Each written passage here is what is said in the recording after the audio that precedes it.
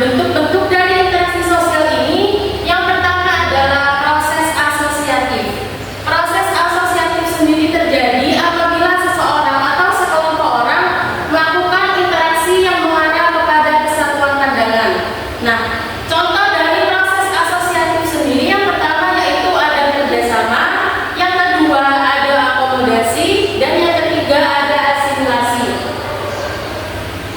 Nah, proses yang kedua itu disebut dengan proses disosiatif. Proses disosiatif sendiri terjadi apabila ada seseorang atau sekelompok orang melakukan interaksi sosial yang mengarah pada konflik. Contohnya seperti kompetisi, ada kontravensi, dan ada pertentangan. Nah, jadi itu anak-anak ada beberapa contoh dari bentuk-bentuk interaksi sosial. Nah, di sini Ibu tampilkan ada interaksi sosial antar individu. Seperti yang gambar pertama itu mereka sudah melakukan apa? Belajar.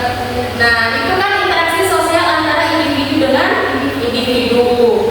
Jadi itu contohnya. Terus di sini ada juga contoh interaksi sosial antara individu dengan kelompok. Seperti yang Ibu guru lakukan saat ini, Ibu guru berinteraksi dengan kalian. Itu termasuk dalam interaksi sosial individu dengan kelompok. Yang terakhir ada interaksi sosial kelompok dengan kelompok. Bisa dilihat contohnya apa yang kalian pahami dari gambar di depan? Diskusi. Ini adalah diskusi interaksi sosial yang dilakukan oleh kelompok dengan kelompok. Nah, apakah kalian sudah paham apa yang Ibu guru sampaikan pada hari ini? Nah, untuk selanjutnya Ibu guru akan memberikan kalian tugas. Kalian harus mencari satu isu sosial di masyarakat yang berkaitan dengan interaksi sosial. Kalian boleh apa saja yang kalian pikirkan. Kalian ini kan sering berinteraksi sosial dengan masyarakat. Jadi sudah pasti tahu kan contohnya seperti apa, contoh dari isu atau masalah sosial yang ada di masyarakat. Ibu guru minta satu contoh saja, satu contoh masalah interaksi sosial di masyarakat. Terus kalian buat cara mengatasi dari masalah sosial tersebut dan apa penyebabnya dari masalah interaksi sosial tersebut. Kalian bisa buat dalam bentuk slide PPT untuk nanti dipresentasikan di depan kelas. Paham? Ibu guru kasih waktu 10 menit untuk mengerjakan tugasnya. Silakan dikerjakan. Jadi bagaimana anak? Apakah sudah selesai tugas dari Ibu guru? Sudah, Bu. Baik. Untuk yang pertama siapa yang akan maju untuk menjelaskan? Saya. Ayo silakan turun. Baik, di sini saya akan menjelaskan salah satu masalah interaksi sosial yang terjadi di masyarakat, yaitu konflik antar kelompok. Di sini ada penyebab konflik antar kelompok. Yang pertama, kesenjangan ekonomi sosial. Yang kedua, perbedaan kepentingan antar kelompok. Yang ketiga, perbedaan kebudayaan. Yang keempat, yaitu adanya jenjang kekerasan. Dan cara mengatasi konflik antar kelompok tersebut yaitu penetapan sasaran bersama, bisa negosiasi, mengurangi saling ketergantungan, pelatihan pengembangan tim, dan mengelola alokasi sumber daya. Ayo beri tepuk tangan untuk guru. Silakan kembali ke tempat. Untuk selanjutnya siapa yang akan menjelaskan contoh dari masalah interaksi sosial yang ada di masyarakat? Saya, Bu. Ayo silakan maju ke depan.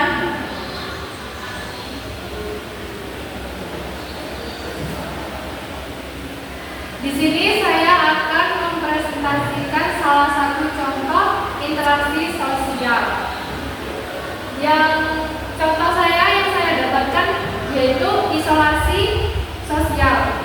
Isolasi sosial dalam masyarakat bisa dipengaruhi oleh faktor-faktor perubahan budaya, teknologi yang memisahkan interaksi langsung, perubahan struktur keluarga, ketidakmampuan interaksi sosial, stigma sosial terhadap penyakit mental dan tekanan sosial. Ada cara mengatasi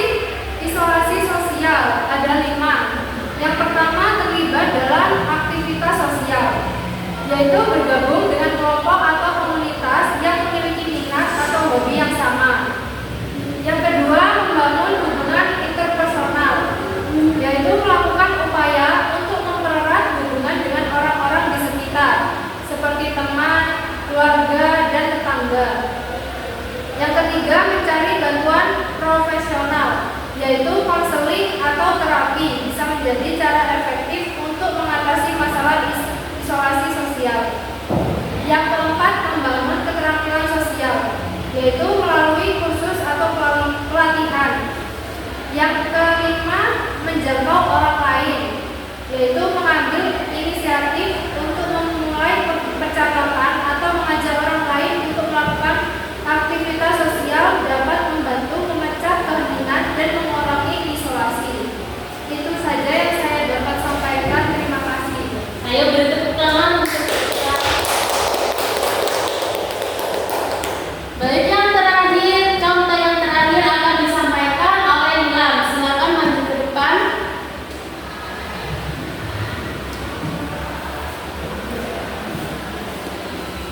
Baik, contoh masalah sosial di masyarakat itu selanjutnya ada bullying. Jadi penyebab bullying itu ada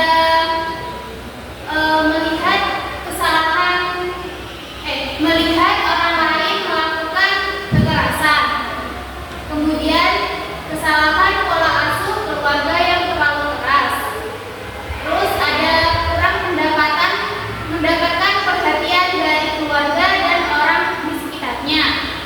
Terus ada penyebab bullying itu terakhir ada ini dianggap populer.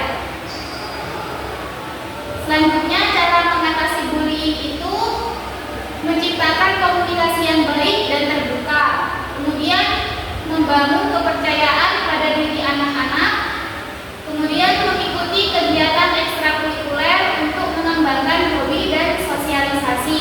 Yang terakhir, menanamkan pola pikir anti bullying dengan tidak mengajarkan berteriak, memukul, mendorong, dan meledek orang lain. Terima kasih.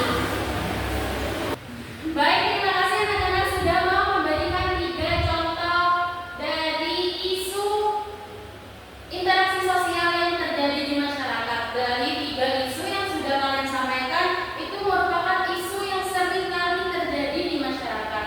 Ada konflik antar kelompok, ada isolasi sosial, dan ada bullying. Nah, kalian sudah menjelaskan tentang konflik antar kelompok. Jadi penyebabnya itu di sini ada 4. Adanya kesenjangan, adanya perbedaan kepentingan, adanya perbedaan kebudayaan, dan adanya tindak kekerasan. Jadi kalian kan sudah tahu apa itu penyebab dari konflik antar kelompok dan bagaimana cara mengatasi konflik antar kelompok. Jadi ibu harap nanti jika kalian sudah berada atau sudah hidup di masyarakat, sudah bergaul dengan masyarakat, kalian harus bisa mengatasi konflik antar kelompok yang terjadi di lingkungan sekitar. Yang kedua ada isolasi sosial. Nah, isolasi sosial ini disebabkan oleh faktor perubahan budaya, ada teknologi yang memisahkan interaksi langsung. Nah, sekarang seperti contoh adalah handphone. Kalian biasanya kalau orang dulu itu interaksi sosialnya gimana? Secara langsung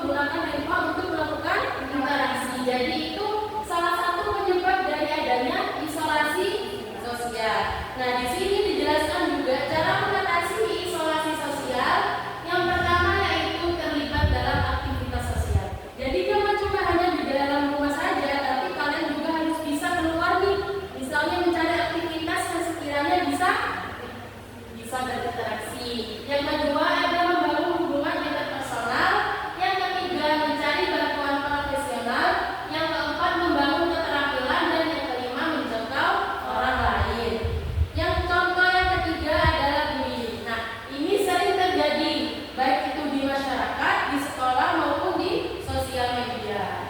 Nah, penyebab dari bullying sendiri sudah dijelaskan di sini. Yang pertama yaitu pernah melihat orang lain melakukan kekerasan. Jadi saat kita melihat orang lain melakukan kekerasan, kita itu seperti ingin melakukan kekerasan itu. Jadi ikut-ikut kepada teman kita. Yang kedua, ada kesalahan pola asuh keluarga yang terlalu keras. Kadang orang tua itu sudah melakukan yang terbaik untuk anaknya, tetapi kadang pola asuh mereka itu yang salah, yang terlalu keras. Jadi menyebabkan si anak ini ya. Yang ketiga yaitu kurang mendapatkan perhatian dari keluarga dan orang sekitarnya. Jadi kalau kalian punya adik, punya saudara yang sekiranya mereka ini kurang perhatian dari keluarganya atau dari teman-temannya, apa yang akan kalian lakukan? Melaporkan kepada guru. Terus yang lain apa yang kalian lakukan? Kalau misalnya kalian punya adik nih, terus dia itu kurang mendapatkan perhatian dari ayah dan ibu karena ayah dan ibu itu sibuk bekerja, apa yang akan kalian lakukan? Menemaninya, bagus. Yang terakhir yaitu ingin dianggap populer. Nah, di sini dijelaskan cara mengatasi bullying, yaitu yang pertama dengan menciptakan komunikasi yang baik dan terbuka. Yang kedua yaitu membangun kepercayaan diri kepada anak-anak. Yang ketiga mengikuti kegiatan ekstrakurikuler untuk mengembangkan hobi dan sosialisasi. Dan yang terakhir yaitu menanamkan pola pikir anti bullying dengan tidak mengajarkan berteriak, memukul, mendorong dan meledek orang lain. Nah, jadi dari apa yang Ibu sampaikan pada hari ini, apa yang bisa kalian simpulkan?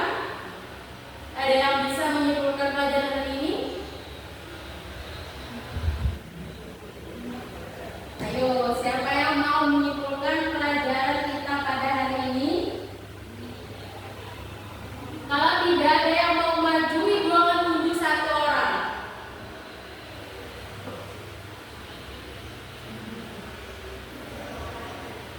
Siapa yang mau menjelaskan? Baik, Ibu akan tunjuk satu orang. Silakan Nilam maju ke depan. Apa yang Nilam